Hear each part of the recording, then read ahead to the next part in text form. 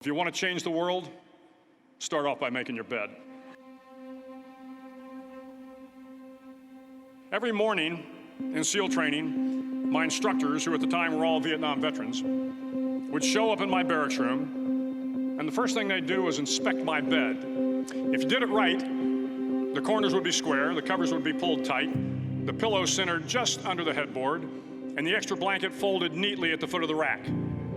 It was a simple task, mundane at best, but every morning we were required to make our bed to perfection. It seemed a little ridiculous at the time, particularly in light of the fact that we were aspiring to be real warriors, tough, battle-hardened SEALs.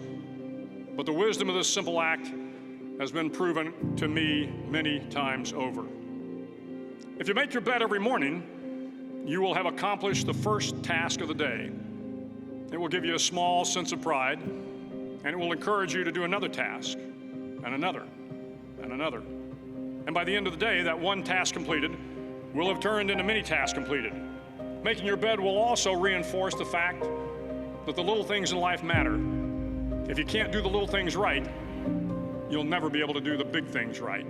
And if by chance you have a miserable day, you will come home to a bed that is made, that you made. And a made bed gives you encouragement that tomorrow will be better. So if you want to change the world, start off by making your bed. During training, the students are all broken down into boat crews. Each crew is 7 students, 3 on each side of a small rubber boat, and 1 coxswain to help guide the dinghy. Every day, your boat crew forms up on the beach and is instructed to get through the surf zone and paddle several miles down the coast. In the winter, the surf off San Diego can get to be 8 to 10 feet high, and it is exceedingly difficult to paddle through the plunging surf unless everyone digs in. Every paddle must be synchronized to the stroke count of the coxswain. Everyone must exert equal effort, or the boat will turn against the wave and be unceremoniously dumped back on the beach. For the boat to make it to its destination, everyone must paddle. You can't change the world alone. You will need some help. And to truly get from your starting point to your destination takes friends, colleagues, the goodwill of strangers, and a strong coxswain to guide you. If you want to change the world, find someone to help you paddle.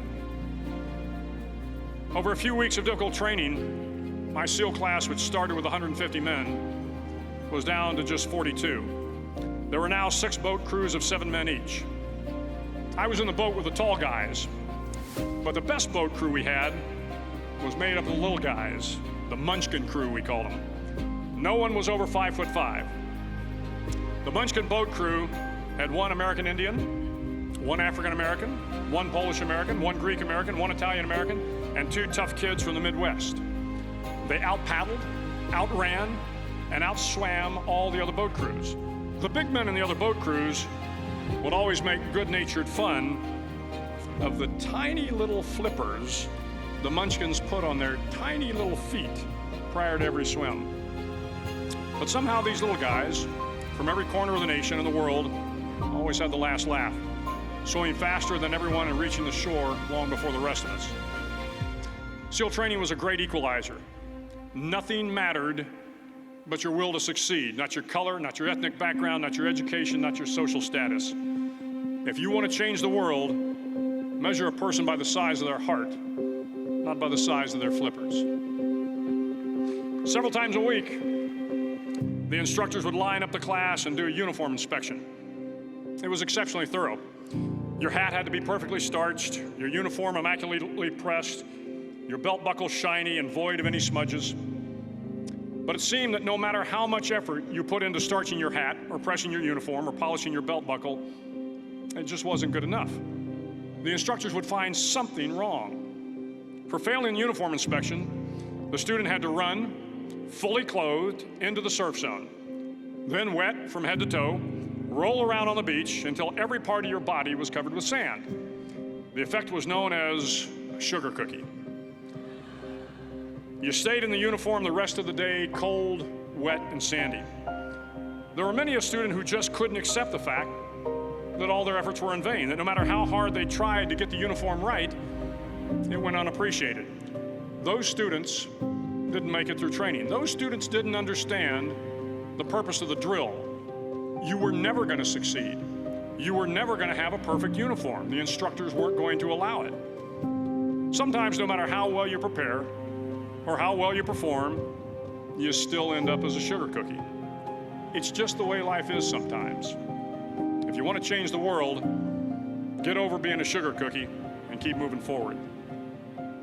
Every day during training, you were challenged with multiple physical events: long runs, long swims, obstacle courses, hours of calisthenics, something designed to test your mettle. Every event had standards, times you had to meet. If you failed to meet those times, those standards, your name was posted on a list, and at the end of the day, those on the list were invited to a circus. A circus was 2 hours of additional calisthenics, designed to wear you down, to break your spirit, to force you to quit. No one wanted a circus. A circus meant that for that day, you didn't measure up. A circus meant more fatigue, and more fatigue meant that the following day would be more difficult, and more circuses were likely. But at some time during SEAL training, everyone made the circus list. But an interesting thing happened to those who were constantly on the list. Over time, those students who did 2 hours of extra calisthenics got stronger and stronger.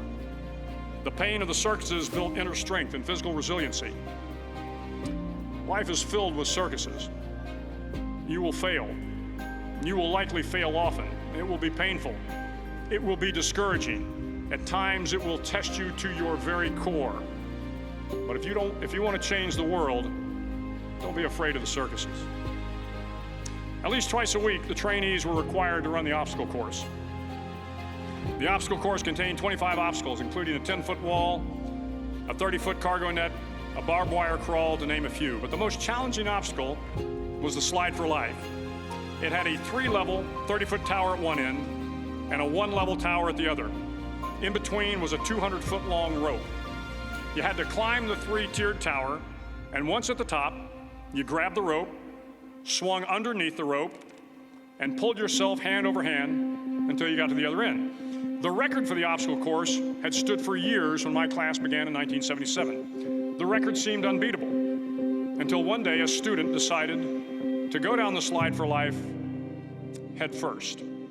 Instead of swinging his body underneath the rope and inching his way down, he bravely mounted the top of the rope and thrust himself forward. It was a dangerous move, seemingly foolish and fraught with risk. Failure could mean injury and being dropped from the course. Without hesitation, the student slid down the rope perilously fast. Instead of several minutes, it only took him half that time. And by the end of the course, he had broken the record. If you want to change the world, sometimes you have to slide down the obstacles head first.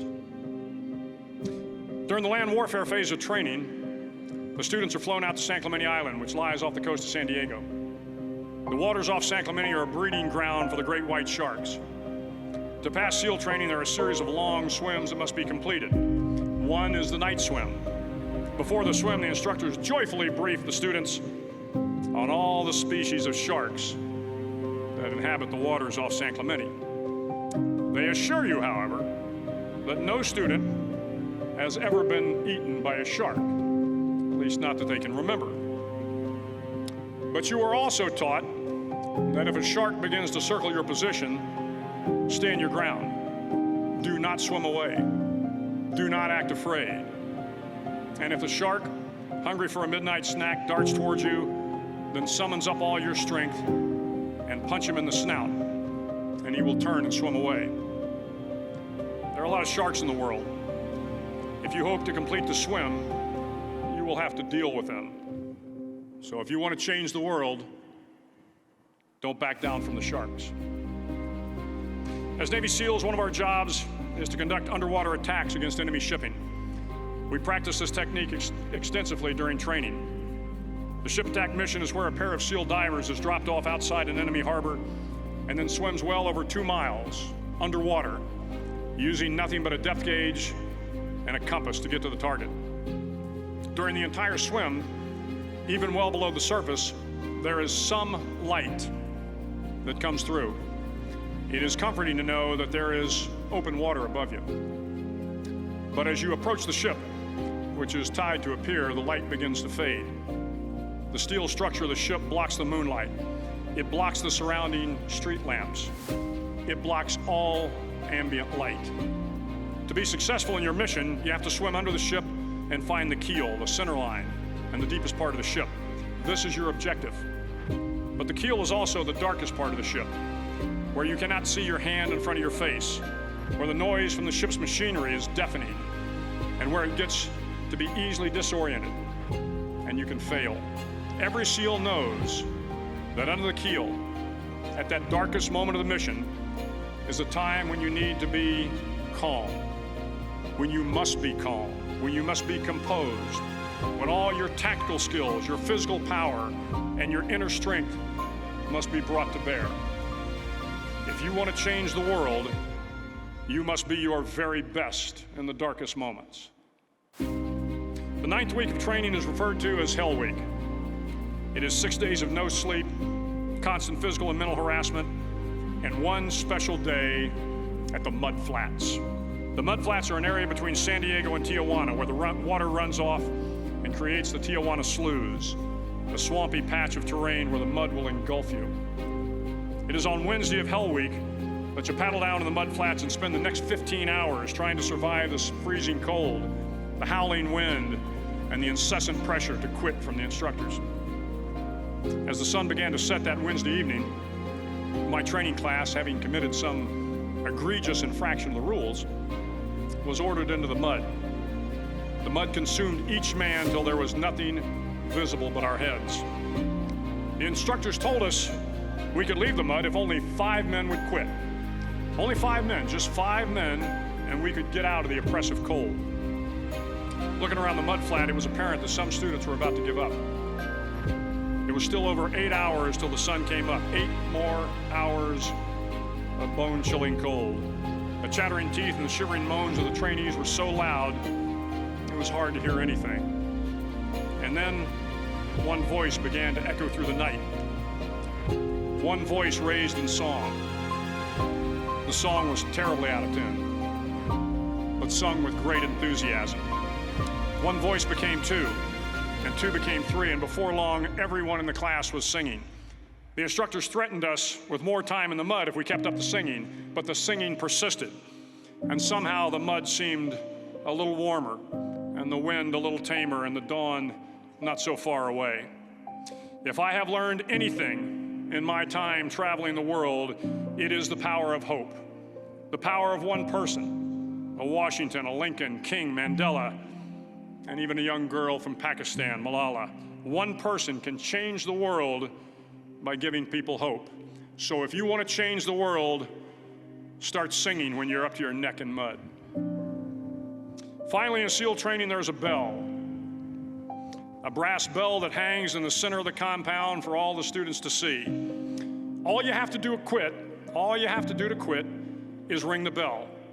Ring the bell, and you no longer have to wake up at 5 o'clock. Ring the bell, and you no longer have to be in the freezing cold swims. Ring the bell, and you no longer have to do the runs, the obstacle course, the PT, and you no longer have to endure the hardships of training. All you have to do is ring the bell to get out.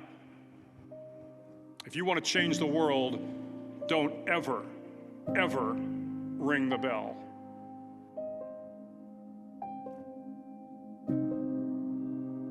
Start each day with a task completed. Find someone to help you through life. Respect everyone. Know that life is not fair and that you will fail often. But if you take some risks, step up when the times are the toughest, face down the bullies, lift up the downtrodden, and never, ever give up, if you do these things, the next generation and the generations that follow will live in a world far better than the one we have today. And what started here will indeed have changed the world for the better.